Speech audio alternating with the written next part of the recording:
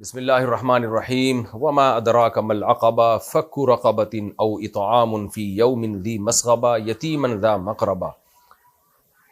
قرآن مجید میں اللہ تعالیٰ نے بھوکوں کو کھانا کھلانے کی اس قدر ترغیب دی۔ اللہ نے فرمایا کہ تمہیں کیا پتا کہ اسلام کی گھاٹی ہے کیا؟ پھر اللہ نے فرمایا کہ اسلام نام ہے فک رقبہ، غلاموں کو غلامی سے آزاد کرانا، او اطعام فی یوم ذی مسغبہ، بھوک والے دن کسی بھوکے کا پیٹ بھرنا۔ جب نبی صلی اللہ علیہ وسلم پر پہلی آیت نازل ہوئی، آپ صلی اللہ علیہ وسلم سیدہ خدیجہ رضی اللہ تعالیٰ عنہ کے پاس پہنچے، آپ گھبرائے ہوئے تھے، خوف زدہ تھے، تو سیدہ خدیجہ نے کیا فرما کے آپ کو کیا کہہ کے آپ کو تسلی دی؟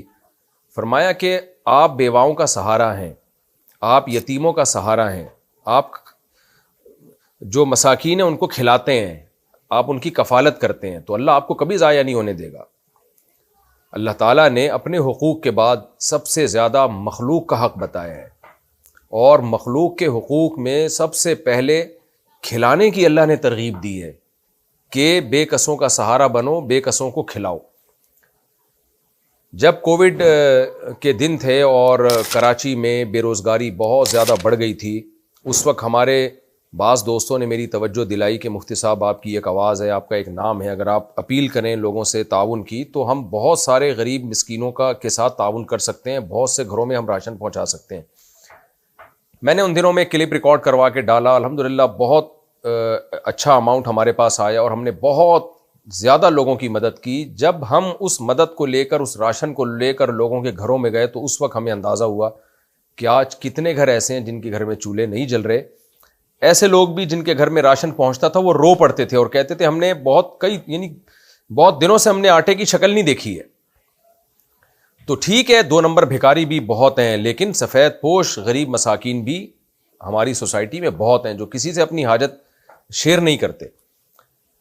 تو لیکن چونکہ میرا اس وقت کوئی باقاعدہ کوئی فاؤنڈیشن نہیں تھی، کوئی ٹرسٹ نہیں تھا، کوئی چیریٹی اکاؤنٹ نہیں تھا، تو ہم نے پھر اعلان کیا بھائی آپ مزید کوئی ہمارے ساتھ تعاون نہ کرے، کیونکہ یہ ظاہر ہے لیگل وے میں کام، گورنمنٹ آپ کو لیگل وے میں جب آپ کام کریں گے تو اجازت دیتی ہے، اور اس طرح اپنے پرسنل اکاؤنٹ میں لوگوں سے پیسے منگوا کے تقسیم کرنا، اور میرے پاس کوئی ٹیم بھی نہیں تھی تو میں نے وہ کام رکوا دیا۔ لیکن اس وقت سے ذہن میں خلش تھی بھئی یہ کام ہمیں پراپر وے میں کرنا چاہیے، جب ہم تعاون کر سکتے ہیں لوگوں کے ساتھ، ان کا سہارا بن سکتے ہیں، تو کیوں نہیں بنے پھر ہم۔ تو الحمدللہ ہم نے اس سال MTM یعنی مفتی طارق مسعود فاؤنڈیشن کا اعلان کر دیا ہے، اور مفتی طارق مسعود فاؤنڈیشن کو ہم نے رجسٹرڈ کرا لیا ہے، اور الحمدللہ ہمارے پاس ایک کام کرنے کے لیے ٹیم بھی ہے، چیریٹی اکاؤنٹ بھی ہمارا کھل چکا ہے، اور صرف پاکستان میں نہیں، امریکہ میں بھی الحمدللہ۔ تو میں اب آپ سے اپیل کر رہا ہوں کہ ہمارے جو پروجیکٹ ہے آپ اس میں ہمارا سہارا بنیے، یہ چیز انشاءاللہ آپ کے لیے صدقہ جاریہ ہوگی، اپنے مرحومین والدین کے لیے، اپنے اعزاء و اقارب کے لیے بھی آپ صدقات و خیرات کر سکتے ہیں، صدقہ جاریہ کر سکتے ہیں۔ آپ کا پیسہ انشاءاللہ صحیح جگہ پہ استعمال ہوگا اور مستحقین تک آپ کا پیسہ پہنچے گا۔ تو ہمارا جو پروجیکٹ ہے، جن پروجیکٹ پہ ہم نے کام کرنا ہے، غریب بیواؤں مساکین کے ساتھ تعاون، خوراک، راشن، صاف پانی کی فراہمی۔ بہت سے گاؤں دیہات ایسے جہاں صاف پانی نہیں ہے اور وہ گندا پانی پی پی کے بیمار ہو رہے ہیں۔ مسجدوں کی تعمیر بھی ہم نے کرنی ہے، حفظ اور ناظرہ کے قرآن کے مدارس کا قیام، ہنگامی حالات میں مدد کی فراہمی۔ آپ کو پتہ ہے جب بھی کوئی ڈیزاسٹر آتا ہے، ملک میں کھلبلی مچ جاتی ہے، سندھ میں سیلاب آیا تھا، کیا حال ہو گیا تھا، آپ نے دیکھی ہوں گی وہ ویڈیوز کہ ہم کس طرح خوراک لے کے ایسی جگہوں تک پہنچے جہاں تک عام آدمی کے لیے پہنچنا بہت مشکل تھا۔ ایسے ڈیزاسٹر اللہ نہ کرے اگر ہمارے ملک میں آتے ہیں تو ہمیں ہنگامی حالات میں ان کی مدد کی ضرورت پڑتی ہے۔ تو ہم مفتی طارق مسعود فاؤنڈیشن کے ذریعے انشاءاللہ ایسے حالات میں بھی اپنے ملک کا سہارا بنیں گے، اپنی قوم کا سہارا بنیں گے۔ فلسطینی مسلمانوں کی مدد اور آباد کاری کا پروجیکٹ، فلسطین کا کیا حال ہوا ہے، حشر نشر ہو گیا وہاں غزہ میں، تو وہاں تک بھی انشاءاللہ ہم امداد پہنچائیں گے۔ ہمارے پاس ذرائع ہیں، وسائل ہیں، وہاں تک جو زخمی ہیں ان کے علاج کے لیے، اور جن کو ضرورت ہے روٹی خوراک کی، ان تک خوراک پہنچانے کی، تو انشاءاللہ وہاں یہ بھی ہمارے پروجیکٹ کا حصہ ہے۔ اس کے علاوہ مفت علاج کے لیے ڈسپینسریوں کا انتظام کرنا اور مستقبل میں فری ہسپتال کا قیام، یہ فیوچر کا ہمارا پلان ہے، لیکن فوری طور پر کوئی ایسی ڈسپینسری جس میں جو ایک عام طبقہ وہ آسانی سے اس میں اپنا علاج کرا سکے، وہ فوری طور پر انشاءاللہ ہمارا ارادہ ہے۔ اسی طرح نوجوانوں اور بے روزگاروں کے لیے مختلف خود کفالتی منصوبوں کا پروجیکٹ. بہت سے نوجوان کمانے کی طاقت ہوتی ہے لیکن ان کے پاس روزگار نہیں ہوتا، تو بجائے ہم ان کو بھکاری بنائیں ہم ان کو روزگار مہیا کریں. اور الحمدللہ میں پرسنلی یہ کام کر چکا ہوں. تو اگر آپ لوگ اس میں تعاون کرنا چاہیں اور ایسے بے روزگاروں کو ہم تعاون فراہم کریں، وہ تعاون بائکس کے ذریعے بھی ہو سکتا ہے، موٹر سائیکلوں کے ذریعے، رکشوں کے ذریعے بھی ہو سکتا ہے، ٹھیلے وغیرہ کے ذریعے بھی ہو سکتا ہے. تو وہ تو جیسے جیسے کام بڑھے گا انشاءاللہ وہ راہیں کھلتی چلی جائیں گی. تو ڈسکرپشن میں مفتی طارق مسعود foundation.org اس کا ہم نے لنک بھی دے دیا ہے. یہ جو اس فاؤنڈیشن کی ویب سائٹ ہے اور اکاؤنٹ نمبر بھی دے دیا ہے. اور یو ایس اے سے جو لوگ رقم بھیجنا چاہیں گے تو وہ ٹیکس ایگزیمپشن ہوگی، ان کا ٹیکس نہیں کٹے گا. ڈونیشن کے بارے میں اگر آپ واٹس ایپ پہ رابطہ کرنا چاہیں تو یو ایس اے کا واٹس ایپ نمبر ہے +13466903363 اور پاکستان کا واٹس ایپ کا نمبر ہے +923003199103. تو یہ واٹس ایپ کے نمبر ہیں، لیکن اس میں ڈونیشن کے علاوہ کسی اور کام کے لیے رابطہ نہ کریں. جیسے مسائل وغیرہ پوچھنا ہے تو اس کے لیے ہم نے دوسرے نمبر دیے ہوئے ہیں. جزاکم اللہ احسن الجزا.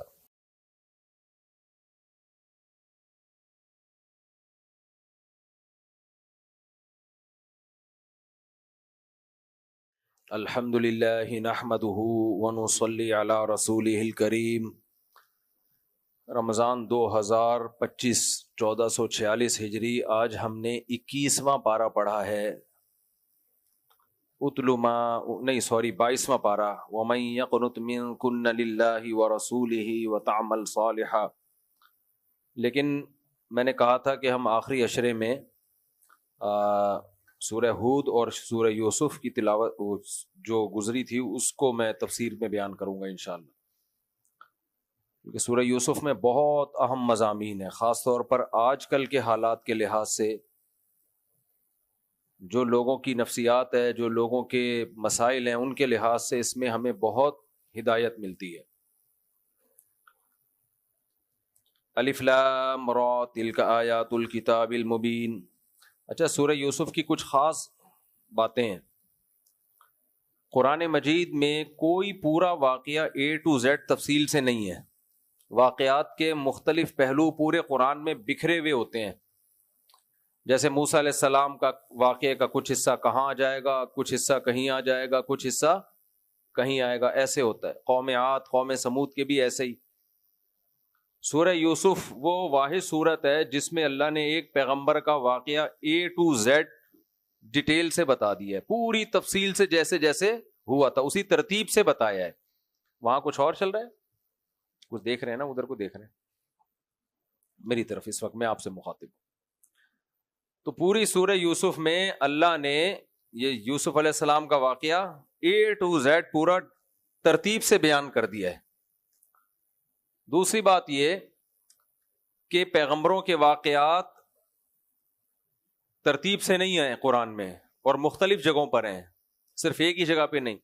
سورہ یوسف میں یوسف علیہ السلام کا واقعہ ایک ہی جگہ پہ، دوسرے جگہ کہیں ہے ہی نہیں، ذرا سا بھی تذکرہ نہیں ہے اس کا. تو یہ بھی ایک اس سورت کی ایک امتیازی حیثیت ہے. تیسری اس کی ایک امتیازی حیثیت یہ ہے کہ یہ پوری سورت نبی صلی اللہ علیہ وسلم پر ایک ہی دفعہ میں نازل ہوئی ہے. ایک ہی دفعہ میں، اتنی لمبی سورت. ورنہ قرآن کی اتنی زیادہ آیتیں ایک ہی دفعہ میں آپ پہ نازل نہیں ہوتی تھیں. چند آیتیں نازل، کیونکہ آپ صلی اللہ علیہ وسلم پر وحی کا بہت زیادہ بوجھ ہوتا تھا. ہمیں حدیثوں سے یہ بات ملتی ہے. ایک صحابی آئے اور ایک اعرابی تھا دیہاتی، نبی صلی اللہ علیہ وسلم سفر میں تھے، تو اس نے کہا میں دیکھنا چاہتا ہوں کہ محمد صلی اللہ علیہ وسلم پہ جب وحی نازل ہوتی ہے تو کیا اثر ہوتا ہے. حضرت عمر نے اس کو روک دیا، فرمایا کہ جب نازل ہوگی تو تمہیں دکھاؤں گا میں. آپ صلی اللہ علیہ وسلم خیمے میں تھے تو وہ اعرابی حضرت عمر نے اس کو بلایا جب نبی پر وحی نازل ہو رہی تھی نا، تو پردے سے آپ صلی اللہ علیہ وسلم کو ڈھانپا ہوا تھا. تو آپ حضرت عمر نے اس کو پردہ ہٹا کے اندر بھیجا. تو نبی صلی اللہ علیہ وسلم کی کیفیت یہ ہوتی تھی کہ شدید ترین سردی میں بھی آپ پسینے میں اچھا خاصا پسینہ آتا تھا آپ کو. ایک صحابی کہتے ہیں میری ران پہ، نبی صلی اللہ علیہ وسلم کی ران مبارک تھی، صرف اتنا سا ٹکڑا نازل ہوا ایک آیت کا, اتنا سا ٹکڑا. وہ ٹکڑا کیا تھا؟ لا یستوی القاعدون من المؤمنین غیر اولی الضرر والمجاہدون فی سبیل اللہ. آیت یہ تھی کہ جو پیچھے بیٹھنے والے لوگ ہیں اور جو اللہ کی راہ میں جہاد کرنے والے لوگ ہیں, یہ دونوں برابر نہیں ہو سکتے.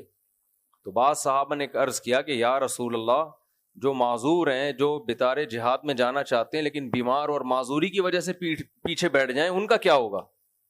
تو اب آیت دیکھو کیا نازل ہوئی تھی, لا یستوی القاعدون والمجاہدون, پیچھے بیٹھنے والے اور جہاد کرنے والے برابر نہیں ہو سکتے. تو جب ان صحابی نے سوال کیا تو اللہ نے ایک چھوٹا سا ٹکڑا نازل کیا, غیر اولی الضرر.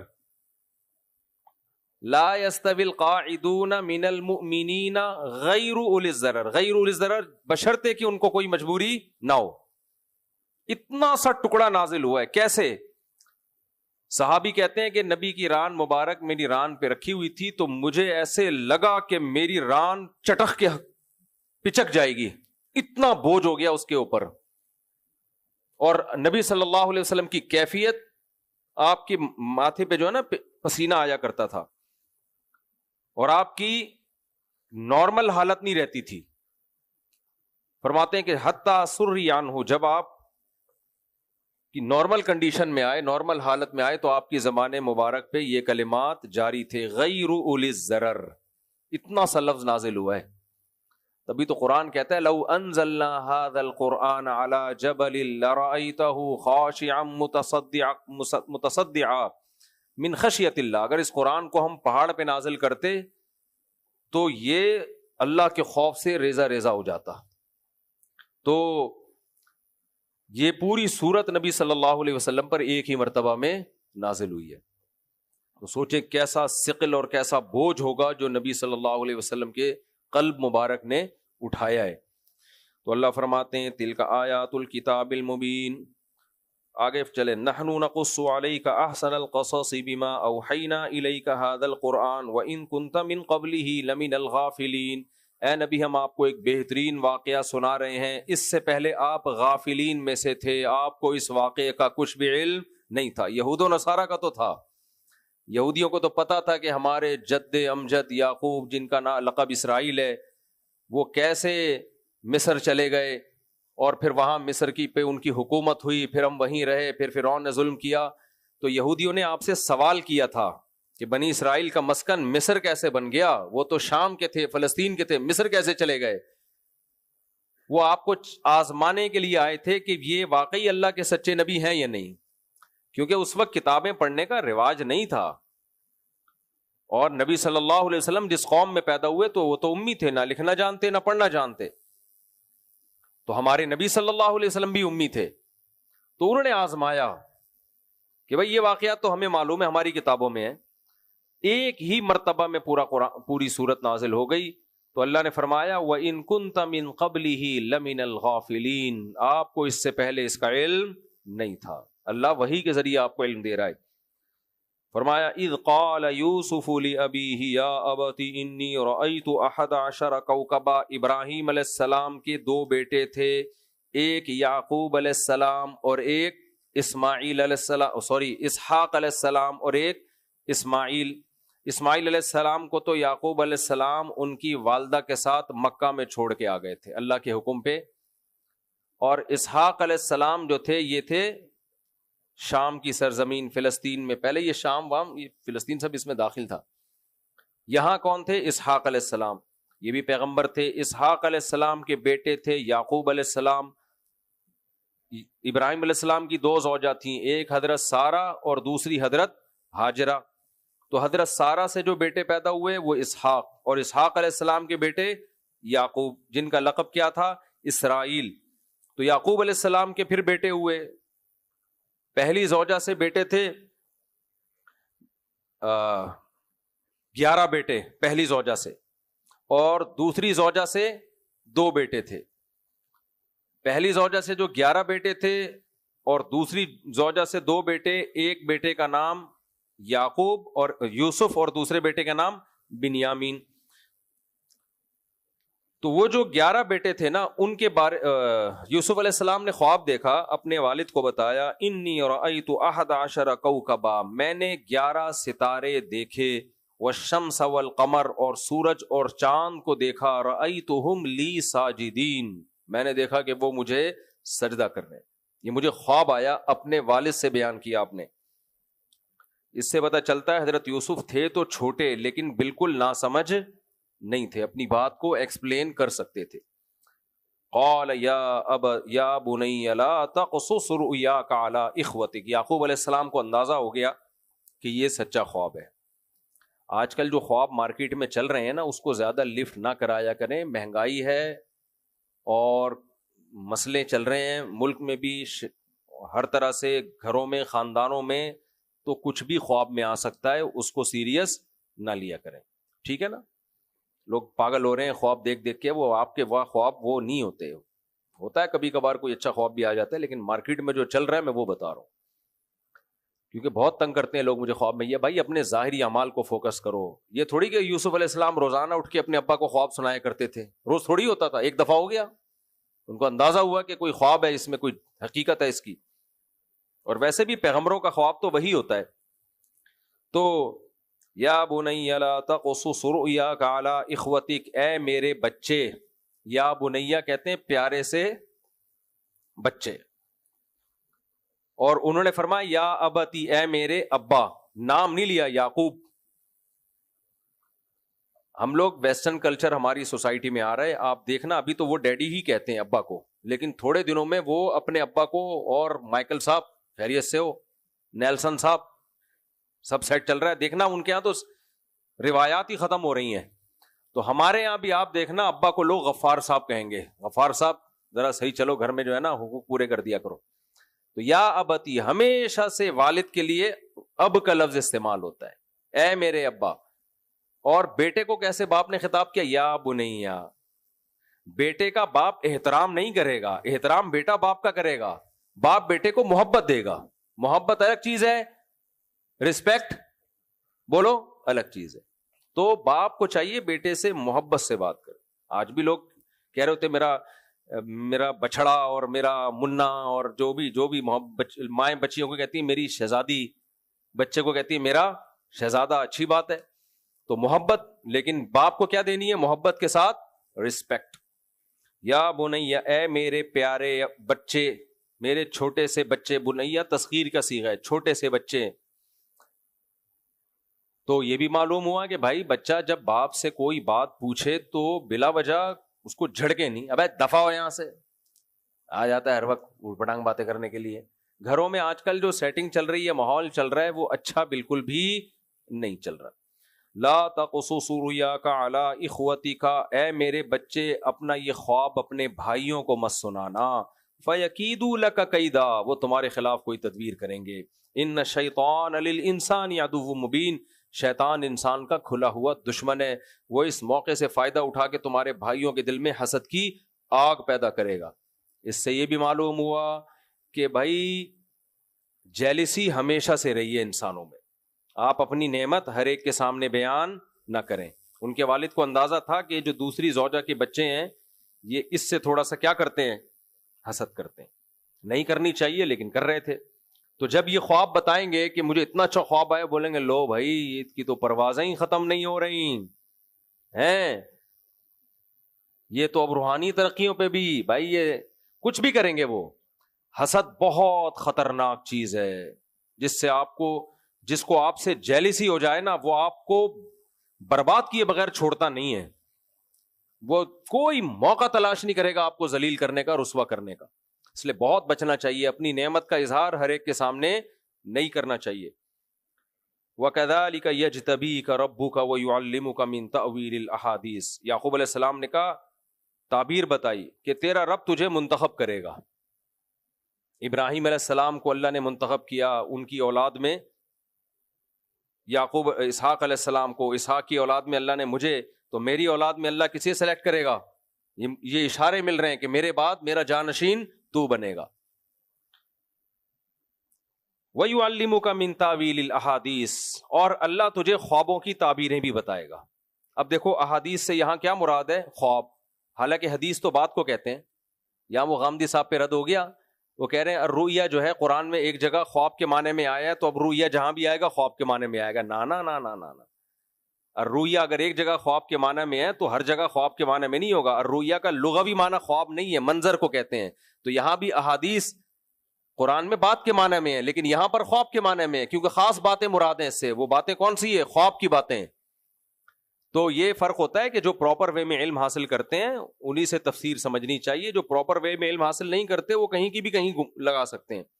وَيُعَلِّمُكَ مِن تَأْوِيلِ الْأَحَادِيثِ, اللہ تمہیں خوابوں کی تعبیروں کا علم سکھائے گا. وَيُتِمُّ نِعْمَتَهُ عَلَيْكَ, اور اللہ اپنی نعمت کو تم پہ مکمل کرے گا. نعمت کی تکمیل کیا ہے؟ نبوت. جو ہمارے خاندان میں دین کی دعوت کا ایک کام چلا آ رہا ہے, اللہ سلیکٹ کرتا ہے اپنے بندوں کو. وہ سلیکشن میری نسل میں کس کے پر تمام ہوگی؟ تم پر تمام ہوگی. جو مدارس میں طلبہ پڑھتے ہیں نا, ان کے لیے آیت بہت اہم ہے. دیکھو, جب آپ دینی مدرسے میں عالم بننے کے لیے آ گئے, اللہ نے بہت بڑا انعام کیا آپ کے اوپر, سلیکٹ کر لیا آپ کو, تو اللہ سے دعا مانگا کرو, اے اللہ اپنی اس نعمت کو مکمل کر. مکمل جب ہے جب اللہ دین کی خدمت بھی لے آپ سے. میں بہت دعا مانگتا ہوں اپنے لیے یہ, اور میں یہ بھی دعا مانگتا ہوں, اے اللہ جس دن میں حضرت مفتی رشید احمد صاحب کے ہاتھ پہ بیعت ہوا, تو نے مجھ پر بڑا احسان کیا, ایک بزرگ مجھے مینٹور کے طور پہ دے دیے. اب میرا کام تھا میں پورا دین میں داخل ہوتا, مکمل شریعت کو فالو کرتا, اور جیسے ہمارے بزرگ اکابر تھے ویسا ہی بن جاتا, لیکن میں نہیں بنا. تو اللہ تو نے جو مجھ پر احسان کیا تھا اس کو مکمل کر لے, ادھورا کام نہ ہو. ہم تو ادھورے ہیں نا. تو موت سے پہلے پہلے اس نعمت کی کیا ہو جائے؟ تکمیل. تو اللہ نے مسلمان بنا دیا, بہت بڑا احسان کیا. اس کی تکمیل کب ہوگی؟ جب سارے گناہوں کو چھوڑ دو. یہ ایسا ہی ہے جیسے آپ روزگار کی تلاش میں تھے, مل نہیں رہا تھا, آپ کہہ رہے تھے باہر کسی طرح میں چلا جاؤں, روزگار مل جائے گا, چلے گئے, جو ناممکنات میں سے تھا آپ پہنچ گئے. اب وہاں جا کے آپ کیا کر رہے ہو؟ تھڑے پہ بیٹھ کے اپنا ٹائم ضائع کر رہے ہو. تو آپ وہاں کیا دعا مانگو گے؟ اللہ تو نے اتنا احسان کر دیا, مجھے امریکہ بھیج دیا, جاپان بھیج دیا پیسے کمانے کے لیے, اب جاب بھی دلا دے. صحیح ہے نا, تاکہ کماؤں تو صحیح.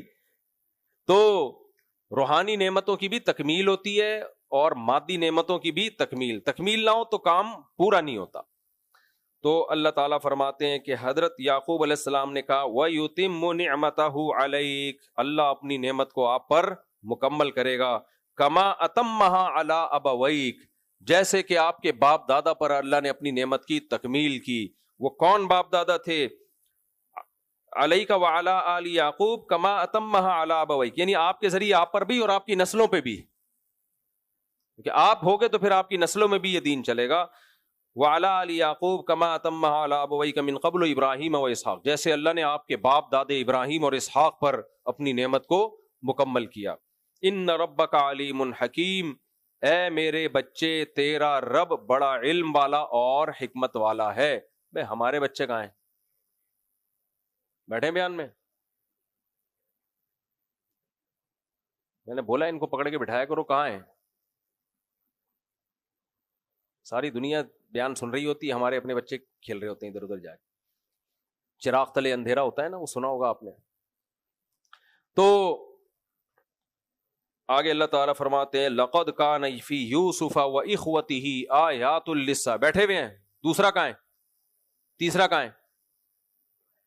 سو رہا ہے. تم سے چھوٹا والا کہاں ہے؟ بیٹھا ہوا ہے. اس کو بولو اندر آ کے بیٹھ, اندر بیٹھو گا. یہ لوگ باتیں کر رہے ہوتے ہیں, شرارتیں کر رہے ہوتے ہیں. فرمایا لقد کان فی یوسف و اخوتہ آیات للسائلین, یوسف اور اس کے بھائیوں میں سوال پوچھنے والوں کے لیے بڑی بڑی نشانی ہے. یعنی یہ واقعہ پوچھنے والوں کے لیے بڑی بڑی نشانیاں ہیں. اذ قالوا لیوسف واخوہ احب الی ابینا منا, جب وہ کہنے لگے یوسف اور اس کا بھائی ہمارے ابا کو ہم سے زیادہ محبوب ہے. دیکھو پیغمبر کے بیٹے تھے نا, پیغمبر کے بیٹے تھے یعقوب علیہ السلام, ان کو حسد اس بات پہ نہیں تھا کہ یوسف کے پاس پیسہ زیادہ ہے, یوسف زیادہ خوبصورت ہے, یوسف جو ہے وہ زیادہ نیک ہے, یہ کچھ بھی. حسد اس کا تھا کہ ابا کے دل میں یوسف نے جو جگہ بنائی ہے وہ جگہ ہمارے لیے ابا کے دل میں نہیں ہے. یہ تھا باپ کا پہلے زمانے میں احترام. آج ہے ابا اس سے محبت کرتے ہیں, کرنے دو بھائی, میرا کیا جاتا ہے, ٹھیک ہے نا. آج پیسے پہ تو ہوتا ہے, ابا کی تو کوئی 2 ٹکے کی ویلیو رہی نہیں. یہاں میں اکثر وہ واقعہ سناتا ہوں کہ ایک صاحب مجھے کہنے لگے, بڑے عالم تھے, مکہ میں ہم تھے, مدینہ میں یا مکہ میں, کہنے لگے دیکھو یعقوب علیہ السلام نے 2 شادیاں کی, اس کا نتیجہ کیا نکلا, بچوں میں آپس میں حسد پیدا ہو گئی, ایک بیوی بچے دوسری بیوی کے بچوں کو جیلسی ہو رہی ہے, ایک کے لڑکوں کو دوسرے کے لڑکوں سے. میں نے کہا دیکھو یعقوب علیہ السلام تو پیغمبر تھے, پہلی بات اگر وہ ہم آپ کے مشورے پہ شادی نہ کرتے تو یوسف علیہ السلام پیدا نہ ہوتے,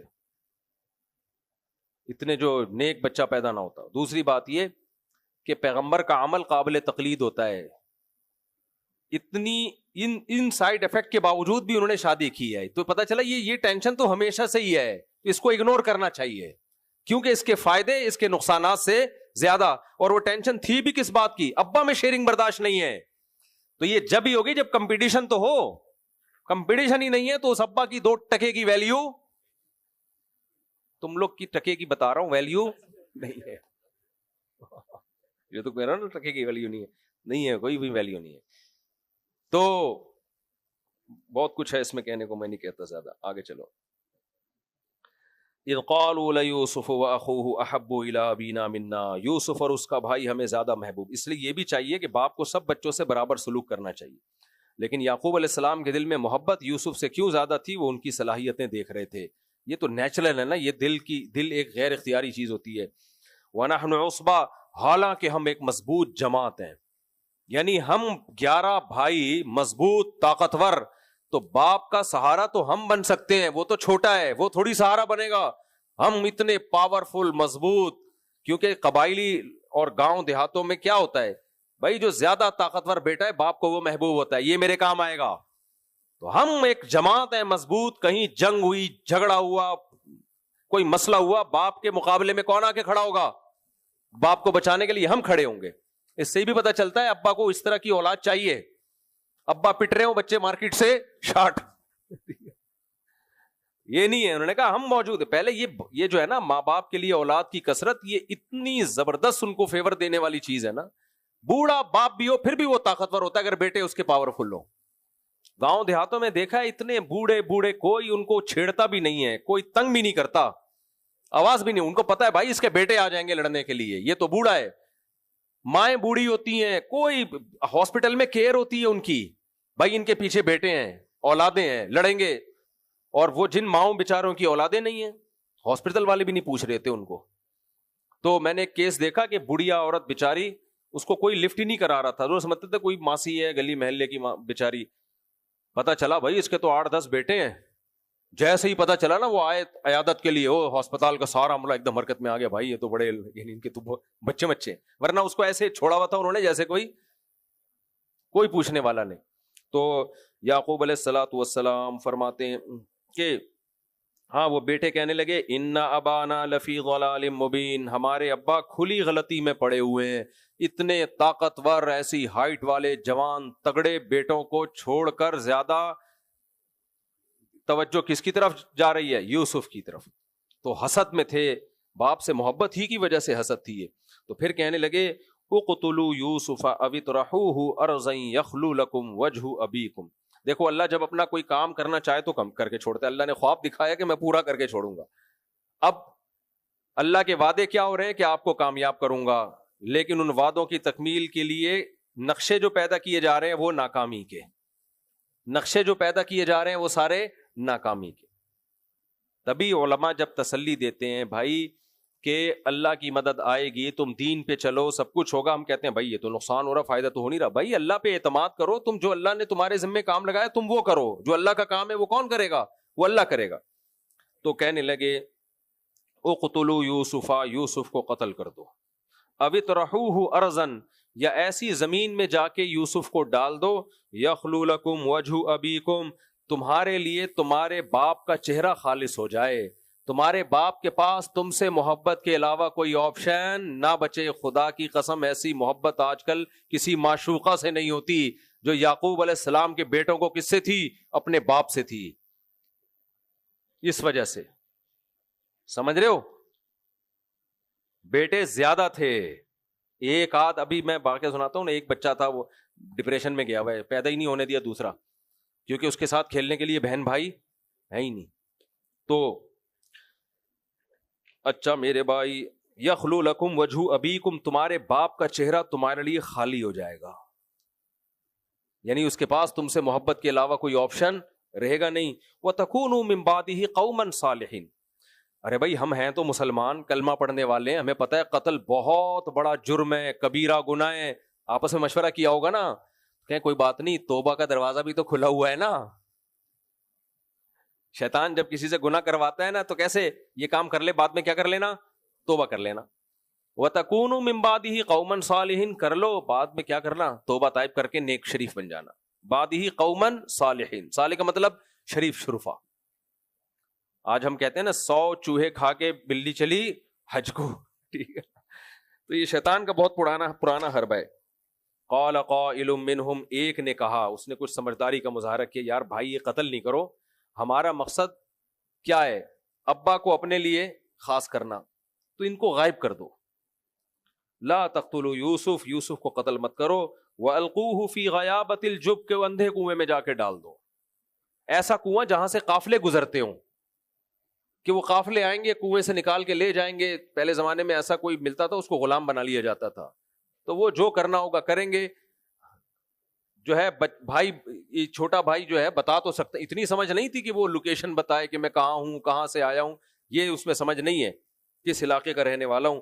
یلتقطہ بعض السیارہ, کچھ مسافر اس کو اچک لیں گے. ان کنتم فاعلین, اگر تم نے کچھ کرنا ہے تو ایسا کرو.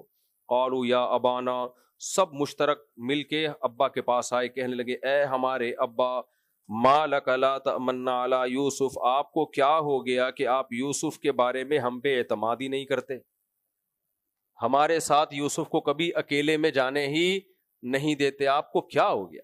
جب کسی کا برائی کا ارادہ ہوتا ہے نا تو بڑے کانفیڈنٹلی, جیسے آزاد جمیل نے 3-4 قسمیں اٹھا کے پھینکی ہے لمبی, کہ مجھے نبی نے خواب میں آ کے بتایا کہ, اور پتہ نہیں میٹر پہ یوں کرو, لوگ کہہ رہے تھے ایک نئی شف سرکار مارکیٹ میں آ چکی ہے. تو آزاد جمیل کوئی عالم مولانا کچھ بھی نہیں ہے, خوب سمجھ لو, ایک شخص ہے بس, اس کو عالم سمجھ کے اس کو کچھ بھی وہ, کیونکہ ہوتا یہ کہ اس طرح کے بلنڈر مارتے ہیں پھر سب علماء بدنام ہوتے ہیں, کیونکہ ٹی وی والے اس کو سمجھ رہے ہیں کوئی بہت بڑے بزرگ ہیں, وہ عالم ہے, بزرگ ہوگا وہ اللہ سے اس کا کیا تعلق ہے میں کسی پہ نہیں کہتا, لیکن وہ عالم نہیں ہے, ٹھیک ہے نا, جو بھی ہے وہ آپ جانے وہ جانے, تو اس کے کسی عمل کے علماء بالکل بھی ذمہ دار نہیں ہے. تو کہنے لگے لا تأمنا علی یوسف, آپ یوسف کے بارے میں ہم پہ اعتماد کیوں نہیں کرتے. وَإِنَّا لَهُ لَنَاصِحُونَ, ہم تو اس کے خیر خواہ ہیں. تو اس سے ہمیں پتا چلا کسی کے اسٹائل سے کبھی دھوکا بولو نہیں کھانا چاہیے. ارسلہ معنا غدا, اسے آپ بھیج دیں ہمارے ساتھ کل. یرتع, کچھ کھا پی لے گا, یعنی جنگل میں جائیں گے تو کچھ جنگل میں کیا کر لے گا, کھا پی لے گا. ویلعب, کچھ کھیل کود لے گا. وَإِنَّا لَهُ لَحَافِظُونَ, اور ہم ہیں اس کی حفاظت کرنے والے. 11 بھائی ہیں, معمولی بات نہیں ہے.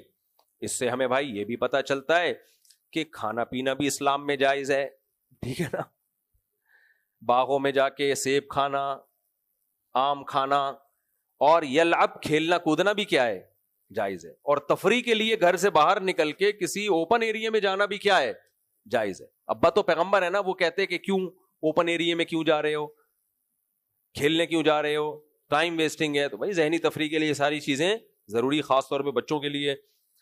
قال انی لیحزننی ان تذهبوا به, یعقوب علیہ السلام نے کہا مجھے اس بات کا خوف ہے, یہ بات مجھے غمزدہ کرتی ہے کہ تم اس کو لے جاؤ گے جنگل میں, اور واخاف ان یاکلہ الذئب, کہ اسے بھیڑیا نہ کھا جائے. بھیڑیے تو خونخوار ہوتے ہیں, اس زمانے میں بہت بھیڑیے ہوا کرتے تھے, جنگلی جانور بہت تھے, تو انسانوں نے مار مار کے نسلیں بیڑا غرق کر دی ہیں. تو بھیڑیا نہ کھا جائے, چھوٹا بچہ ہے. وَأَنْتُمْ عَنْهُ غَافِلُونَ, اور میں تم پہ الزام نہیں لگا رہا کہ تم یہ کام کرو گے, تمہیں پتہ ہی نہیں چلے گا, لاؤبالی پن میں بھیڑیا آ کے کھا جائے گا. کہنے لگے قَالُوا لَئِنْ أَكَلَهُ الذِّئْبُ وَنَحْنُ عُصْبَةٌ, اگر ہم ایک مضبوط جماعت ہیں اور ہمارے ہوتے ہوئے بھیڑیا کھا لے, اِنَّا إِذًا لَخَاسِرُونَ, ابا یہ تو بڑے خسارے والے ہو گئے, پھر ہم سے برا تو چھی چھی تو تھو, ٹھیک ہے. تو 11 بھائی کس کام کے, یہ اسٹائل دیکھ رہے ہو آپ, میں کیوں بتا رہا ہوں یہ بار بار؟ فراڈیوں کا اسٹائل، میں نہیں کہہ رہا جس کا بھی یہی اسٹائل ہو فراڈی ہوگا، لیکن فراڈیوں کا بھی یہی اسٹائل ہوتا ہے. اسٹائل سے دھوکا مت کھایا کرو. بھیک مانگنے والے جو فراڈی ہے نا، وہ کیسے آ رہے تھے میرے پاس، دیکھیں مفتی صاحب، کچھ نہیں کہہ رہا ہوگا، مجھے سمجھ جاتا ہے، میں کہتا ہوں بھائی صاحب ملیں گے انشاءاللہ بعد میں. اکثر کا ایسا ہی ہوتا، کچھ مستحق بھی ہوتے ہیں اس میں، لیکن اکثر کے اسٹائل ہوتے ہیں، آدمی کہتا ہے یہ بنا رہا ہے بات کو. تو ابھی وہ آزاد جمیل جو رویا تھا نا ماں کی ممتا پہ، کسی نے کہا نا میری بوڑھی ماں کو میں نے وہاں جمع کرا دیا، تو ایسا رویا ہے کہ اینکر کو ہنسی آ رہی تھی، بڑی مشکل سے اینکر نے روکا ہوا تھا اپنے آپ کو. ابے وہ ماں کا قصہ نہیں ہوا تھا، اس نے کہا میری بوڑھی ماں مر گئی، تو وہ آزاد جمیل نے وہ جو دونا دھونا نوحہ شروع کیا ہے پورا، بس کر کم ایکٹنگ کر، اللہ کے بندے کیوں دینداروں کو بدنام کر رہے ہو؟ تو اس کو ڈانٹ دو، سمجھا دو، غلط کیا، اتنا کیوں رونا دھونا؟ وہ اینکر بھی اٹھ کے کہہ رہا ہے بزبان حال مجھے ہنسی آ رہی ہے، میں بہت مشکل سے ہنسی روک کے بیٹھا ہوا ہوں، خدا کے لیے چپ کر جا. کہ تو اس کو یہی رائٹ، کیمرے کے سامنے تو یہی کہے گا نا بس کر رہے ہوں، لیکن اندر سے جو اس کی آواز تھی وہ تھی کہ بس کر جا، مجھے کیا آ رہی ہے، ہنسی آ رہی ہے. وہ اس کو کٹ نہیں کرنا، اس کو جانے دینا وہاں سے. اچھا میرے بھائی، یہ لوگ نا سینسر کر دیتے ہیں ساری اس طرح کی چیزیں نکال دیتے. تو میرے بھائی ارسلہ معہا ونحن عصبہ انا اذا لخاسرون، تو ایسی صورت میں ہم کیا ہو جائیں گے؟ ہم تو پھر خسارے والے ہیں. فلما ذهبوا به، بالآخر ابا نے بھیج دیا. ابا عالم الغیب تھوڑی تھے، پیغمبر عالم الغیب نہیں ہوتے. فلما ذهبوا به، جب وہ لے کر گئے ہیں، واجمعوا ان يجعلوه في غیابۃ الجب، اور سب نے اتفاق کر لیا کہ ہم ان کو کنویں میں ڈال دیں گے. اوحینا الیہ لتنبئنہم بامرہم ھذا، اللہ نے یوسف علیہ السلام کے دل میں تسلی ڈال دی ہے، کیونکہ بچہ تو ایسے تو ویسے ہی خوف سے مر جائے نا، وہ کنویں میں جب ڈالا جائے گا تو خوف سے مر جائے. اللہ نے یوسف علیہ السلام کے دل میں تسلی ڈال دی کہ اللہ آپ کی مدد کرے گا، اور ایک دن آئے گا کہ آپ ان کو بتا رہے ہوگے. وجاءوا اباہم عشاء یبکون، رات کے وقت آئے اپنے ابا کے پاس روتے ہوئے. مجھے پتہ نہیں کیوں آزاد جمیل ہر دفعہ یاد آ رہا ہے روتے. اچھا استغفر اللہ. وجاءوا اباہم عشاء یبکون، اور رات کو ابا کے پاس آئے روتے ہوئے. قالوا یا ابانا، کہنے لگے اے ہمارے ابا، انا ذهبنا، ہم گئے تھے، نستبق، دوڑ میں مقابلہ کر رہے تھے، پکڑن پکڑائی کھیل رہے تھے، بھاگ رہے تھے کہ کون اس لائن کو پہلے کراس کرتا ہے. پہلے یہ کھیل ہوا کرتے تھے، لوگ صحت مند تھے. اب کیا ہو رہا ہے؟ پب جی پہ بیٹھے ہوئے ہیں، دماغ خراب ہو رہا ہے. پہلے بھاگم دوڑی ہوتی تھی. تو وَتَرَكْنَا يُوسُفَ عِنْدَ مَتَاعِنَا، ہم نے یوسف کو اپنے سامان کے پاس چھوڑ دیا، جوتے اور کپڑے وپڑے، بھائی تم یہاں بیٹھو. فَأَكَلَهُ الذِّئْبُ، بھیڑیا آ کے یوسف کو کھا گیا. وَمَا أَنْتَ بِمُؤْمِنٍ لَنَا وَلَوْ كُنَّا صَادِقِينَ، اور ہمیں پتہ ہے آپ ہماری بات کا یقین نہیں کریں گے اگرچہ ہم کتنا ہی سچ بول رہے ہو. ہمیں تو پہلے ہی پتہ ہے آپ نے بولنا ہی نہیں. ناٹک سمجھ رہے ہو؟ یہ آج بھی ہوتا ہے. اس سے یہ بھی پتہ چلتا ہے بھائی ہر رونے والا مظلوم نہیں ہوتا، ہر رونے والا مظلوم نہیں ہوتا. یہ بہت ہو رہا ہے آج. کسی خاتون کا کوئی کیس آ جائے کسی کے پاس، روتے روتے اپنے شوہر کے ظلم کی داستان سنا رہے ہوتے، ہاں یہ ہوگا، لوگ سارے اس کو فیور کرنا شروع کر دیتے ہیں. بھائی ہو سکتا ہے جھوٹ بول رہی ہو، یہ بھی ممکن ہے سچ بول رہی ہو، لیکن صرف رونے سے اندازہ نہیں ہوگا. مرد اس طرح رو رو کے دکھڑے سنا نہیں سکتا، وہ نہیں کر سکتا. جو اس کے ساتھ ہو رہا ہوتا ہے وہ نہیں بتا سکتا اس طرح، ہائے میری بیوی نے یہ کر دیا، لوگ ٹماٹر ماریں گے، چپ کر کے بیٹھے آرام سے، کیا ہو گیا. تو میں نہیں کہہ رہا، مرد ظالم بھی بہت ہوتے ہیں، عورتیں بہت سی مظلوم ہوتی ہیں، لیکن صرف رونے سے کبھی متاثر مت لو. ہم نے اپنی زندگی میں بہت کیسز دیکھے ہیں، عورت نے روئی، چیخی اور ایسا ظلم کا نقشہ کھینچا، ہمیں لگا کہ یہ بیچاری تو گئی. جب اس کے شوہر کو بلا کے ہم نے تجزیہ کیا، پتا چلا کچھ بھی نہیں ہے، ڈرامہ چل رہا ہے. اس کو کسی سے محبت ہو گئی، عشق ہو گئی، اس سے طلاق لینا چاہتی ہے. یہ ساری نہیں ہوتی، واقعی ظلم بھی ہوتا ہے، لیکن یہ رونے دھونے سے کبھی متاثر بولو مت ہوا کرو. تو قالوا یا ابانا، ہاں تو وہ کہنے لگے، قاضی شرح تھے غالباً، ان کی عدالت میں نا، حضرت یہ عمر کے دور کے تھے، ان کی عدالت میں کیس آیا. تو کیس ہی آیا کہ کوئی عورت بہت روتی ہوئی آئی، ہائے میرے شوہر نے یہ کیا، ہائے میرے شوہر نے یہ کیا. تو جو وہاں بیٹھے ہوئے تھے، پتہ نہیں امام شافعی تھے، قاضی شرح، مجھے نام یاد نہیں رہا، جو جج تھے تابعین کے دور کے، تو کسی نے کہا کہ یہ بڑی مظلوم ہے جج صاحب، اس کی مدد کریں. تو جج صاحب نے قرآن کی آیت پڑھی. انہوں نے کہا کہ یوسف علیہ السلام کے بیٹے بھی ابا کے پاس روتے ہوئے آئے تھے.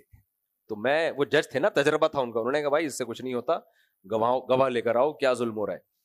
تو میرے بھائی، تو وجاءوا علی قمیصہ بدم کذب، اور جھوٹا خون لگا کر آ گئے یوسف علیہ السلام کی قمیص پہ.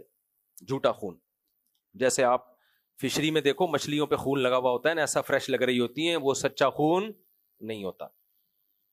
قال بل سولت لکم انفسکم امرا، یعقوب علیہ السلام نے کہا وہی ہوا جس کا مجھے خطرہ تھا، تم نے اپنی طرف سے کچھ گڑھ لیا ہے معاملہ، ایسا ہے نہیں جیسا تم حسد میں تھے، پہلے ہی تمہیں جیلسی تھی، وہی کیا جس کا مجھے خطرہ تھا.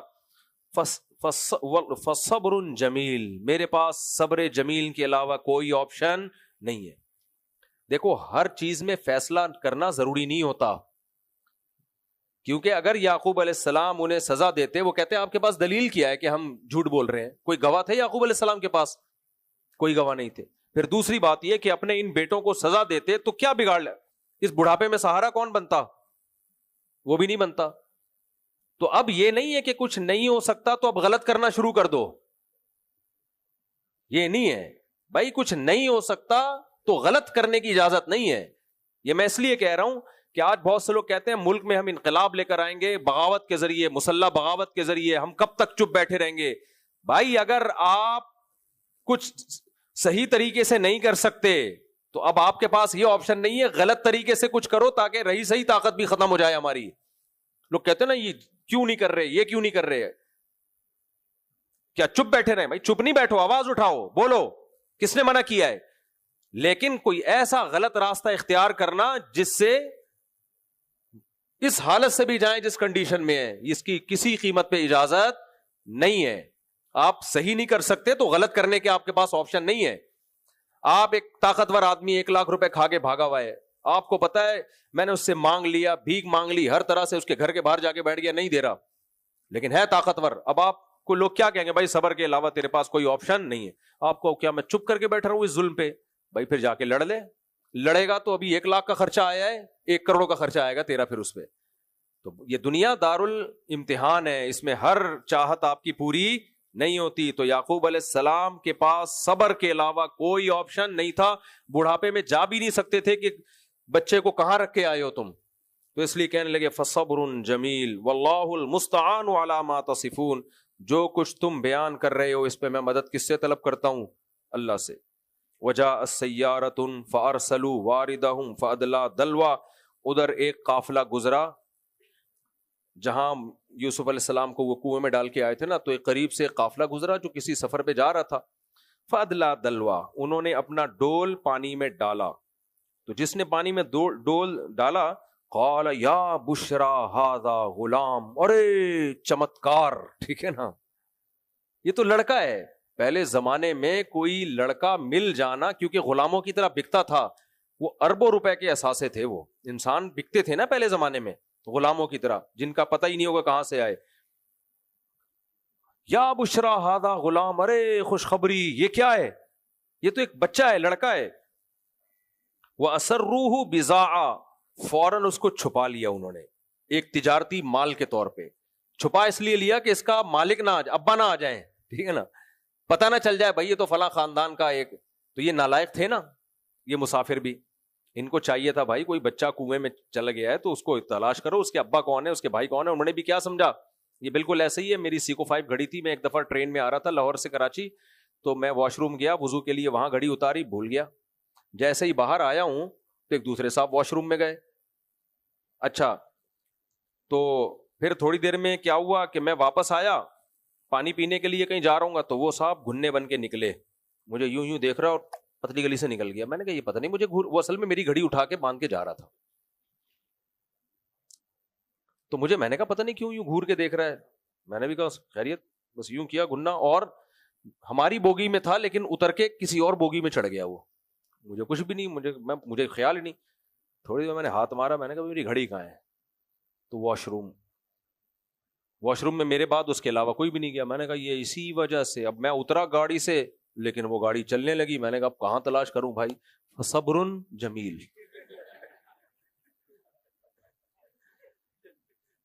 تو مجھے اندازہ ہوا ماشاءاللہ اللہ نے کتنا ہماری قوم کو نوازا ہے الحمدللہ. جاپان میں ہم نے جاپان کیا اور بھی ایک دو ملکوں میں دیکھا, وہ سبزی کے ٹھیلے رکھے ہوئے ہوتے ہیں, انہوں نے کہا آپ اٹھا کے جائیں, پیسے ڈال کے چلے جائیں.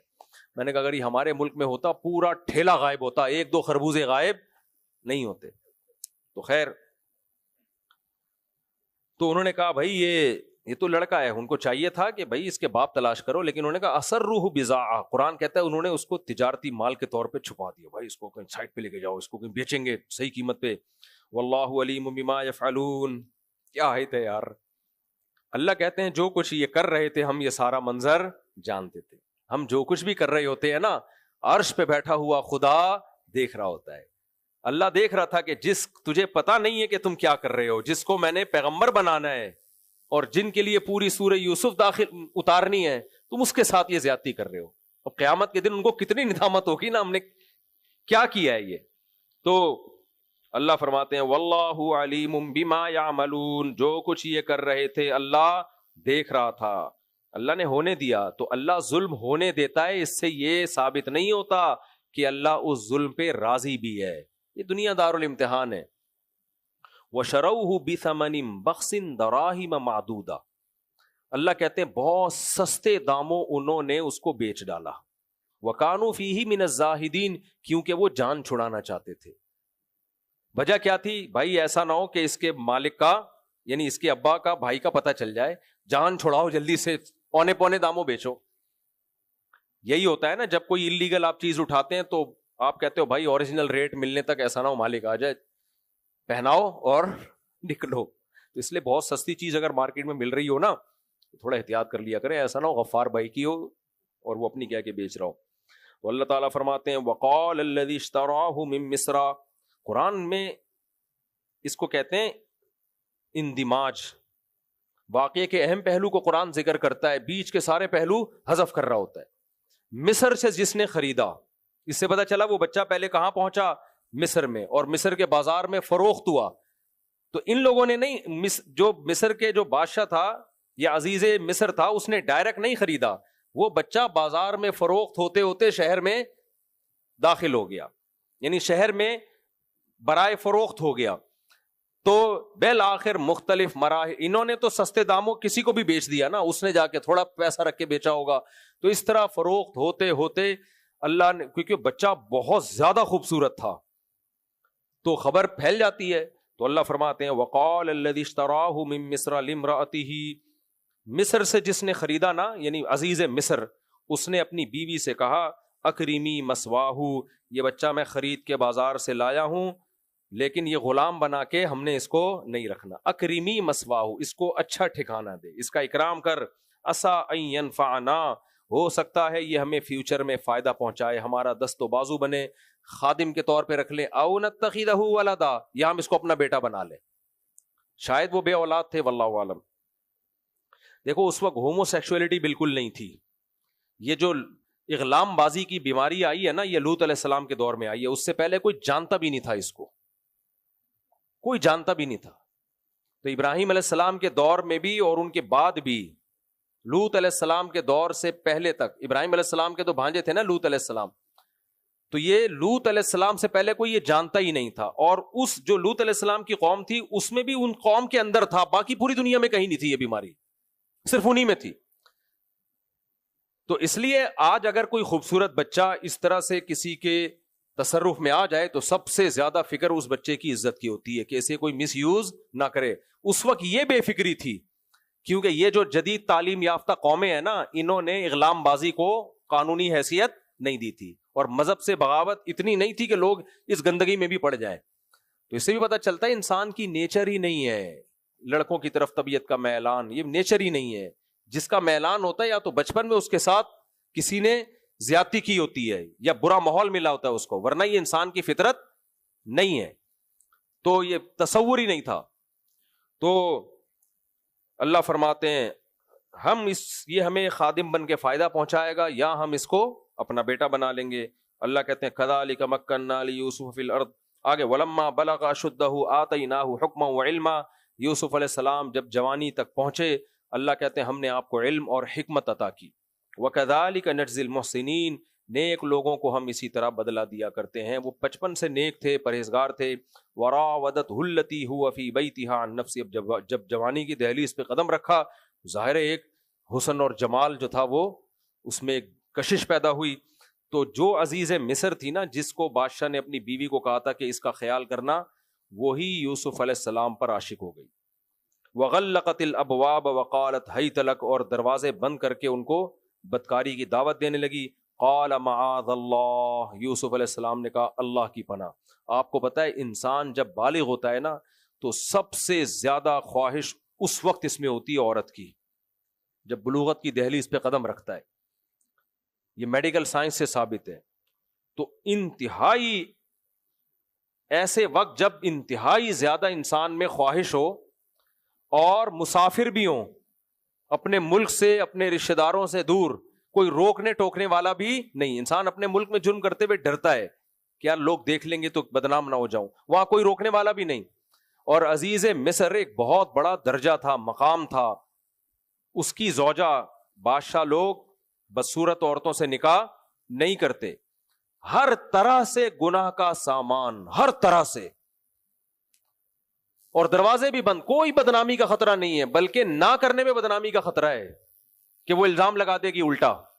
جو فاحشہ عورتیں ہوتی ہیں نا، جب وہ کسی کو دعوت دیں اور عشق ہو جائے ان کو، تو اگر آپ ان کی دعوت کو ٹھکراؤ نا تو بدنام کر دیتی ہیں آپ کو وہ.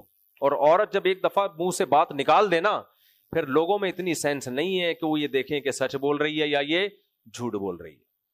یہ ہمیشہ سے لوگ پھر اس کو کہتے ہیں کچھ تو ہے، کچھ تو چکر ہے. اس کے باوجود یوسف علیہ السلام کیا کہہ رہے ہیں؟ معاذ اللہ، اللہ کی پناہ. اس سے معلوم ہوتا ہے زنا چھوٹا جرم نہیں ہے، اور زنا کے بارے میں اللہ کی نظر میں کوئی عذر قبول نہیں ہے. بس آپ کے پاس یہی آپشن ہے کہ بھاگو وہاں سے، آپ نہیں کر سکتے. انہ ربی احسن مثوایا، کہنے لگے یہ میرا رب ہے، میرا مالک ہے جس نے مجھے اچھا ٹھکانہ دیا. کیا مطلب؟ تیرا شوہر. یوسف علیہ السلام نے اللہ کا حوالہ کیوں نہیں دیا کہ اللہ نے منع کیا؟ اس لیے کہ وہ کافر تھے. اصل بات تو یہ کہ شوہر اجازت بھی دے دیتا تو حضرت یوسف نے اس پہ 10 درازی بولو نہیں کرنی، کیونکہ حرام ہے.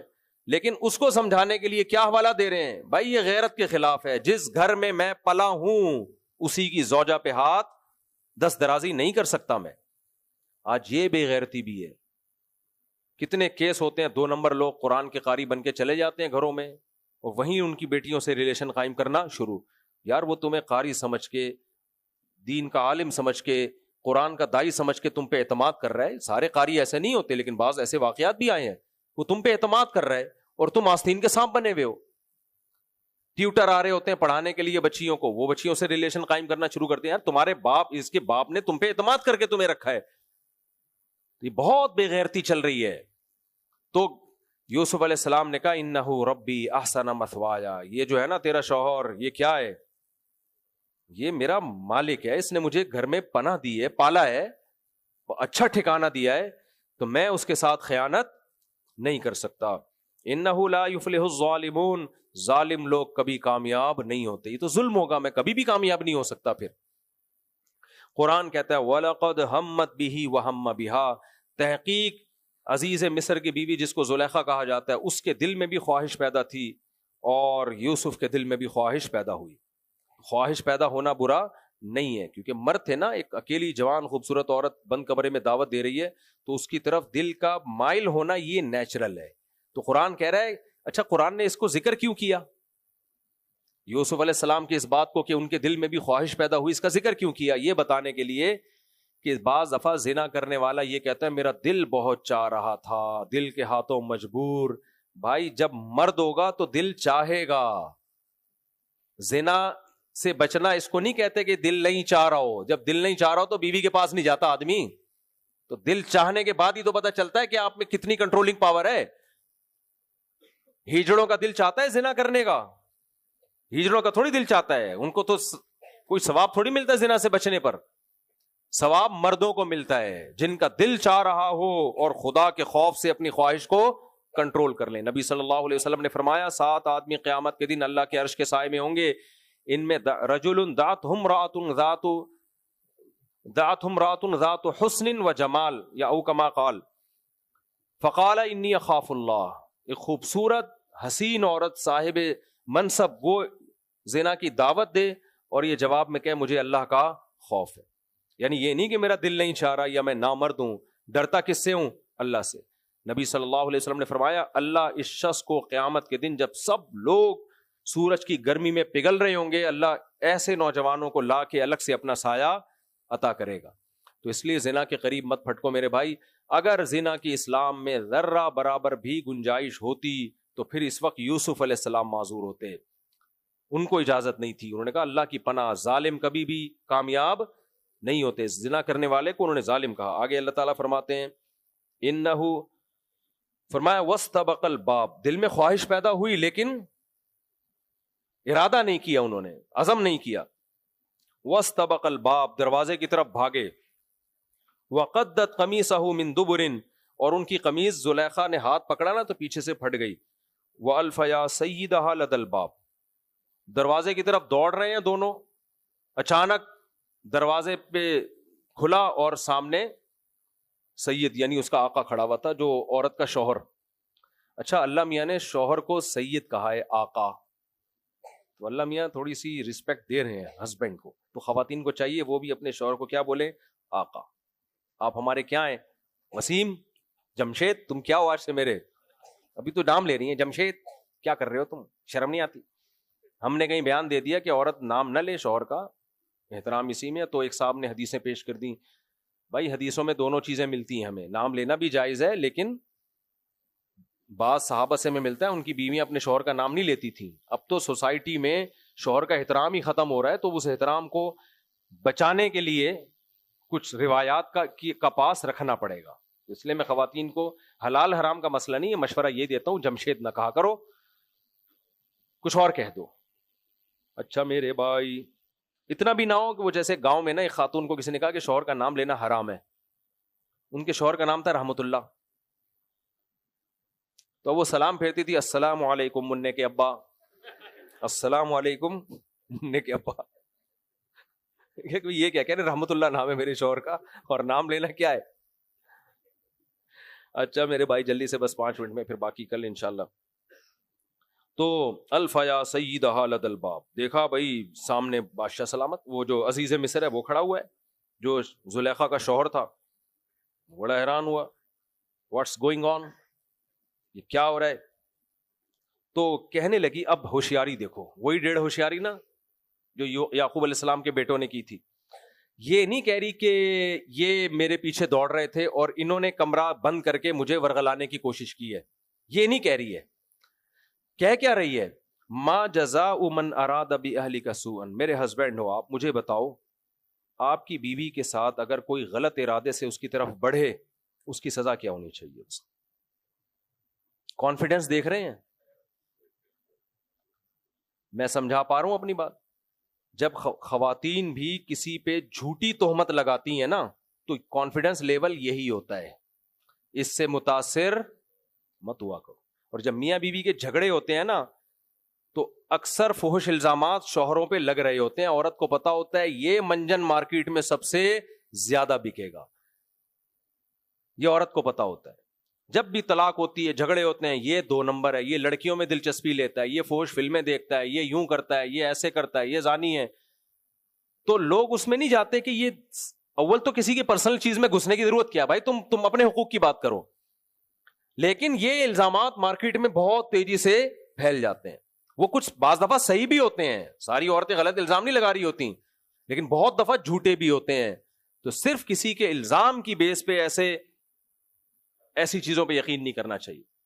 شوہر بھی بعض دفعہ جب بہت زیادہ ٹینشن میں آتا تو بیوی پہ فحش الزام لگا دیتا ہے وہ. تو یہ ہماری سوسائٹی میں, بلکہ اب تو یہ الحمدللہ یہ طنز میں کہہ رہا ہوں, اب تو یہ کیا کہتے ہیں اس کو یار, یہ اتنا زیادہ یہ ہماری سوسائٹی میں یہ ٹیکنالوجی پھیل گئی ہے کہ آپ کا جس سے کوئی بھی اختلاف ہو نا, فحش الزامات ڈال دو. سیاسی اختلاف ہو تو زانی ہے, اور مدرسے کا محتمم پہ الزام لگانا ہو لڑکوں سے بدفعلی کرتا ہے, حالانکہ وہ نہیں کرتا ہوگا. قاری صاحب کو برا بلا کہنا ہو, بدفعلی کرتا ہے لڑکوں سے, لوگ فوراً مان لیتے ہیں یار قاری صاحب ہے, بچوں کو پڑھاتا ہے, شاید کرتا ہو. یہ میں ہوائی باتیں نہیں کر رہا, بے گناہ لوگوں پہ الزامات لگتے ہوئے میں نے اپنی آنکھوں سے دیکھیں, اور لوگ بے شرم ہو کے یقین بھی کر لیتے ہیں. اچھے بھلے اماموں کو نکال دیا گیا. امریکہ میں ابھی ایک امام پہ کسی نے ذاتی بغض نکالا, 15-20 سال پرانی ذاتی بغض نکالا, اور الزام لگا دیا لڑکے سے بدفعلی کی ہے, حالانکہ اس نے نہیں کی تھی. آپ کہہ سکتے ہیں مجھے کیسے پتا چلا؟ میں نے انکوائری کی, مجھے پتا چلا نہیں کی ہے. جس نے الزام لگایا اس نے رجوع کر لیا اپنے الزام سے, بھائی میں نے جھوٹ بولا ہے. لیکن ہوا کیا, کیس چلا تھا جھوٹی گواہی کی بیس پہ, اندر کر دیا ان کو, اور وہ کہہ رہے کہ میں نے جھوٹ بولا تھا. جج نے اس کی گواہی نہیں, پتہ نہیں کیا وہ جج کا ذاتی بغض ہوگا یا کیا ہوگا, مجھے ان کے قانون کی تفصیل معلوم. وہ بیچارہ 15-20 سال کے لیے جیل میں چلا گیا. سب کہہ رہے ہیں بے گناہ ہے, یہ ایسا نہیں ہے. بچے سے پوچھا گیا وہ, لیکن اس نے کوئی کیس, وہ تو وکیل ہوشیار ہوتے ہیں نا, مجھے پوری ڈیٹیل تو معلوم نہیں ہے. تو کچھ واقعات صحیح بھی ہوتے ہیں اس طرح بدفعلی کے, بدکاری کے, کچھ صحیح بھی ہوتے ہیں, لیکن ہر الزام درست نہیں ہوتا. پنجاب میں ایک کیس آیا میرے سامنے, اچھے بھلا قاری صاحب, لوگوں نے بتایا کہ وہ قاری صاحب کو نکال دیا. میں نے کہا کہاں گیا یار, تو بڑا نیک آدمی تھا. انہوں نے کہا نہیں مفتی صاحب وہ نیک ویک نہیں تھا. میں نے کہا کیا ہو گیا؟ کہہ رہے ہیں وہ ایک لڑکے کے ساتھ بدفعلی کرتے ہوئے پکڑا گیا. میں نے کہا دیکھا کس نے, گواہ کہاں ہے؟ کہہ رہے ہیں وہ لڑکے نے خود بتایا. گواہ کوئی نہیں ہے, لڑکا جس سے کی اس نے خود بتایا کہ میرے ساتھ قاری صاحب نے ایسا کیا ہے, اور لڑکا بھی بڑا. میں نے کہا یہ پوری انکوائری کی میں نے, اس کے ساتھ قاری صاحب نے کیا, اور اس نے بڑے آرام سے بولو ہونے دیا, نہ چیخا نہ چلایا. پورا کام کروانے کے بعد آ کے کہہ رہے یہ 2 نمبر آدمی ہے. میں نے کہا یہ تم لوگوں کی مینٹالٹی ہے کہ ایک آدمی جو اپنے آپ کو گندا ہونا تو ثابت کر دیا, اس کی گواہی پہ ایک شریف آدمی پہ الزام لگا رہے ہو تم. تو وہ واقعی کہنے لگے یار مفتی صاحب آپ صحیح کہہ رہے ہو, ہمیں بھی نہیں لگتا کہ وہ بیچارہ ایسا ہو. ساری زندگی کے لیے ذلیل ہو گیا کہ نہیں ہو گیا؟ تو ہمارے ہاں کوئی معیار نہیں ہے کسی پہ کچھ بھی, کوئی ویڈیو بنا دو, یوں کر دو وہ کر دو, کچھ بھی نہیں ہے. جو الزام کوئی گواہی نہیں, کوئی دلیل نہیں. تو اس لیے یہ کسی کے کانفیڈنس لیول کو چیک نہ کیا کرو. کانفیڈنس تو کیسا تھا زلیخا کا, یہ نہیں کہہ رہی یہ دیکھیں, پہلے تو اصولی طور پر تو اس کو شرمندہ ہونا چاہیے تھا. وہ پوچھتا کیا ہو رہا ہے, پھر تھوڑا ہچکچاتی اور کہتی کہ دیکھیں وہ یہ غلط ہے, کاپتی بھی کہتی نا بھائی یہ غلط ہے, انہوں نے کیا تھا ورغلایا تھا مجھے, میں غلط نہیں ہوں, یہ کہہ دیتی پورے کانفیڈنس کے ساتھ. ما جزاء من اراد باہلک سوءا. وہ کہہ رہے یہ کیا ہو رہا ہے؟ وہ کہہ رہی یہ تو بعد میں بتاؤں گی, پہلے مجھے یہ بتاؤ تمہاری بیوی کو کمرے میں لے جا کے کوئی غلط ارادے سے اس کی طرف جائے, سزا بتاؤ کیا ہونی چاہیے؟ نہیں آئی بات میرا خیال, سزا بتاؤ کیا ہونی چاہیے؟ جیل بھیجیں, پھانسی کے پھندے پہ لٹکائیں, یا ملک بدر کر دیں؟ ان تینوں میں سے جلدی سے اجلاس بلاؤ قومی اسمبلی کا اور قانون پاس کرو تاکہ آئندہ کے لیے کوئی یہ ہرگز نہ کرے. وہ بیچارے یوسف علیہ السلام یار چپ بھائی. پھر یوسف علیہ السلام بولے قال ہی راودتنی عن نفسی, ہاں کہنے لگی الا ان یسجن او عذاب علیم. 2 عذاب تو اس وقت میرے ذہن میں ہے, وہ میں آپ کو بتا دیتی ہوں, باقی اسمبلی کا اجلاس ہوگا تو اس وقت آپ فیصلہ کر لیے گا. الا ان یسجن, یا تو جیل میں ڈال دیا جائے یا دردناک سزا دی جائے, کوئی خاندانی قسم کی سزا. یہ 2 پنشمنٹ تو میں نے بتا دی ہیں. تیسری اگر کوئی آپ کے ذہن میں ہو تو آپ میرے ہسبینڈ ہو, ہمارا آپ کا ریلیشن آپ کو پتہ ہی ہے. جس دن سے ہماری شادی ہوئی تھی اس دن سے ہماری کتنی محبت اور کتنی ہنسی خوشی زندگی ہماری گزر رہی ہے. آج تک میں نے کبھی ایسا کیا نہیں ہے. تو اب مجھے یہ بتائیں کہ یہ, اور نہ میرے ساتھ کبھی کسی نے ایسا کیا, تو اس لیے اب سزا بتائیں. 2 سزائیں میں نے بتا دی ہیں. آپ کا جو امتحان میں نے لیا اس میں 2 سوال کے جواب میں دے چکی ہوں. ہوتا ہے نا امتحان میں کہ یہ سوال کا جواب تو آسان ہے, ایک تھوڑا سا مشکل ہے, تو یہ 2 تو میں نے بتا دی. اب آپ بتائیں. اب یوسف علیہ السلام بولے ہی راودتنی عن نفسی, بھائی اس نے مجھے ورغلانے کی کوشش کی ہے, میں نے نہیں کی. یہ کیوں بولے یوسف علیہ السلام؟ اپنی صفائی میں بھی ایسے موقع پہ بولنا چاہیے, خاموش نہیں رہنا چاہیے. مفتی رشید احمد خورشید صاحب کا میرے پاس فون نہیں ہے, وہ جو ابھی آج کل جی ٹی وی میں جا رہے ہیں, کہ ہمیں کچھ علماء کہہ رہے ہیں کہ آپ نے کیا اختلافی مسائل ٹی وی میں چھیڑ دیے, 3 طلاق کا مسئلہ اور فلانا مسئلہ اور عورتوں کی نماز کا مسئلہ. پرسوں ان کی کال آئی تو کیا مجھ سے مشورہ لے رہے تھے میں کیا کروں. میں نے کہا رمضان میں یہ اختلافی مسائل واقعی نہیں چھیڑنے چاہیے, لیکن چھیڑ کوئی اور رہا ہے اور آپ چپ بیٹھے رہیں تو اس سے تو یہی پتا چلے گا کہ غلط چیز سوسائٹی میں پھیل جائے گی.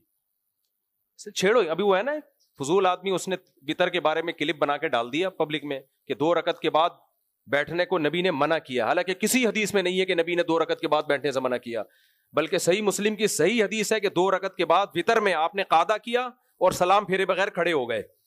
وہ میں بھی ریکارڈ کرواؤں گا اس پہ. کتنے لوگوں کو کنفیوژن میں ڈال دیا یار بلا وجہ کا. اب مجھے اچھا نہیں لگ رہا کہ میں اختلافی مسائل پہ کلپ ریکارڈ کرواؤں. لوگ زنا کر رہے ہیں, چوریاں کر رہے ہیں, شرابیں پی رہے ہیں, لیکن نہ ریکارڈ کروائیں تو ایک کنفیوژن تو پھیلا دی نا ایک آدمی نے کہ ہم اب تک جو وطر پڑھتے آئے ہیں غلط پڑھتے آئے ہیں. یہ بر صغیر کے علماء, انڈیا, پاکستان, برما, افغانستان اور عبداللہ بن مسعود اور حضرت عمر اور امام ابو حنیفہ اور صاحبین اور صدیوں سے جو علماء, فقہا, محدثین, امام طحاوی, یہ سب غلط وطر. یہ آیا ہے آج ہمیں بتائے گا کہ صحیح وطر کا طریقہ کیا ہے. اختلافی مسئلہ تھا, آپ اپنے کسی عالم کی رائے پیش کر دیتے بس کافی ہے. ایسے ایکٹنگ کی ہے نا وہ ہو جیسے پتہ نہیں بہت بڑا کوئی مسئلہ حل کر دیا اس نے امت کا. تو ایسے موقع پہ خاموش رہنا بنتا نہیں ہے. تو ایسے موقع پہ فتنے کی نسبت اس کی طرف کی جائے گی جس نے فتنے کی بنیاد رکھی ہے. کیوں؟ جب ایک مسئلوں میں اتفاق ہو چکا تھا, آپ اب اس میں کیوں شرری چھوڑ رہے ہو؟ تو مفتی رشید احمد صاحب کو بہت سے علماء نے بولا کیا رمضان میں آپ نے چھیڑ دیا؟ میں نے کہا نہیں چھیڑو, لیکن اگر کوئی چھیڑ رہا ہے تو جواب دو آپ اس کا, پھر خاموش نہیں بیٹھنا. تو وہ کوئی, میں ان کا کوئی پیر و مرشد نہیں ہوں, ویسے ہی مشورہ لے رہے ہوتے ہیں کبھی, آپ سمجھے. اچھا, تو اللہ تعالیٰ قرآن میں کہتے ہیں, خود صاحب استعداد ہے ماشاءاللہ, وہ قال ہی راودتنی عن نفسی. تو یوسف علیہ السلام خاموش نہیں رہے کہ بھئی اللہ پہ چھوڑ دو, اب مجھ پہ الزام لگائے تو چھوڑ دو, اللہ پہ دیکھا جائے گا, جو بھی ہوگا دیکھیں گے. بلکہ کیا فرما رہے ہیں, یہ کوئی شوہر کے سامنے ایکسپلینیشن ضروری ہے, بدگمانی نہ ہو. ہاں پبلک میں بات کر رہی ہوتی ہے الگ بات ہے, بھئی شوہر ہے اس کو تو بتا دوں میں آپ کے گھر میں رہ کے آپ کے ساتھ خیانت نہیں کر سکتا. تو ہی راودتنی عن نفسی, اس نے میرے ساتھ مجھے ورغلانے کی کوشش کی ہے. اب جھگڑا شروع, وہ کہہ رہی ہے, یہ یوسف علیہ السلام کہہ رہے ہیں میں بری و ذمہ. اللہ نے مدد کرنی تھی.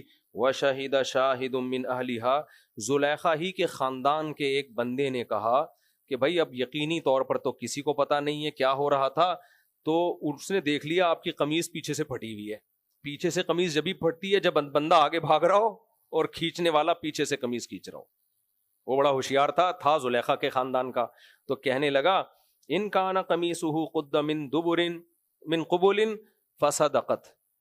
دیکھ لو بھائی, قمیض اگر آگے سے پھٹی ہوئی ہے تو یہ سچ کہہ رہی ہے, اور اگر قمیض پیچھے سے پھٹی ہوئی ہے تو یوسف علیہ السلام سچ کہہ رہے ہیں. یہ ہو نہیں سکتا کہ بھائی ایک پیچھے اور ایک آگے بھاگ رہا ہو تو قمیض پیچھے سے کیسے پھٹے گی.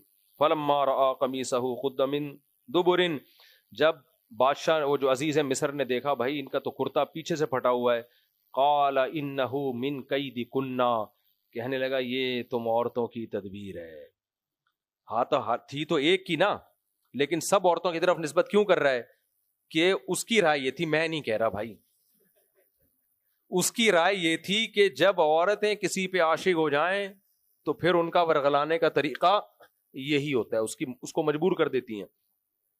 انہ من کیدکن ان کیدکن عظیم, اور تم لوگوں کی تدبیریں بہت بری تدبیریں بہت بری ہوتی ہیں. یعنی جب کسی کو بدنام کرنے پر آؤ تو بہت بری تدبیریں اس کے لیے استعمال کرتی ہو. اچھا یہ بات پھر اس بادشاہ نے کہا یوسف اعرض عن ھذا, یوسف اگنور کر, جان دے, کیونکہ بادشاہ کو اپنی بےزتی ہوتے ہوئے بھی نظر آ رہی تھی ٹھیک ٹھاک طریقے سے. اس کیس کو اگر اٹھاتا نا وہ بادشاہ, لوگ جو عزیز مصر تھا, بادشاہ نہیں تھا, عزیز تھا, بادشاہ سے نیچے کا درجہ, وہ اگر وہ کہتا بیوی کو سزا دیتا, مارتا پیٹتا, تو بھی کون بدنام ہوتا؟ خود بدنام ہوتا. گھر کی بات لیک ہوتی. عقل مند تھا, اس سے یہ پتا چلتا ہے ہر چیز دنیا کے سامنے لانے کی نہیں ہوتی, بعض چیزیں دبائی جاتی ہیں. بھائی جو ہوا اس کو مٹی پاؤ, نمٹ لیں گے ہم بعد میں. تو اب اس کو یہ تھا کہ یار اگر میں اپنی بیوی کو چھوڑتا ہوں, پبلک پوچھے گی اس کا مطلب ہے بھائی تمہاری بیوی عاشق ہو گئی تھی, تو یار تمہارے اندر کوئی فالٹ ہے جو بادشاہ کو چھوڑ کے غلاموں پہ عاشق ہو رہی ہے. اور اگر یوسف علیہ السلام کو سزا دیتا ہے تو بھی بات نے لیک آؤٹ ہونا تھا, اور بے گناہ کو سزا دیتے ہوئے بھی اس کا ضمیر آمادہ نہیں ہو رہا تھا. تو اس لیے اس نے کہا کہ بھائی مٹی پاؤ. یوسف اعرض عن ھذا, اے یوسف بس چھوڑ دے یار, پتہ چل گیا تو بے گناہ ہے, بس وَاسْتَغْفِرِي لِذَنبِكَ، بیوی سے کہا توبہ استغفار کر، دوبارہ اس موضوع پہ بات نہیں ہو، غلطی تیری ہے، توبہ استغفار جو ان کے مذہب میں جو بھی معافی مانگنے کا طریقہ تھا، اور اِنَّكِ كُنتِ مِنَ الْخَاطِئِينَ، غلطی تیری ہے، بس اب مٹی پاؤ. لیکن آپ کو بتائے اچھی خبریں نہیں پھیلتی، بری خبریں یہ بتا بتا کے پھیلتی ہیں. تجھے بتا رہا ہوں، آگے کسی کو نہیں بتا. میڈیا پہ آپ دیکھو، وہ میرا کلپ چلا کوا حلال ہے، اتنا وائرل ہوا، اس کے 20 وضاحتی بیان دے چکا ہوں. بھائی پورا کلپ یہ ہے، حدیث کا یہ مطلب، میں اس کوے کو حلال نہیں سمجھتا، وہ چلتا ہی نہیں ہے. کوئی بھی الٹی بات فائر ہوگا نا، دھڑام سے پھیلے گا. وہ صحیح بات کرتے رہو، سنے گا ہی نہیں کوئی. تو خیر،